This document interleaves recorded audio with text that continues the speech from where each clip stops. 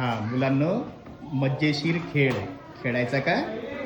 Okay, करा चालू. स्वाती, आयुष एक मिरचीचा ठेचा काय? काय होतं आयुष ते? ठेचा मिरचीचा. कसा लागला बा? तिखट. तिखट. बर माही, आयुष काले स्फोट काय? कसं लागलं बा? कारलं कडू. कडू. भक्ती, हे घे आयुष चिंच काय? चिंच. हा. कशी लागली बा? आंबट. आंबट लागली का बा? हे घे आयुष गुड काय? गुड.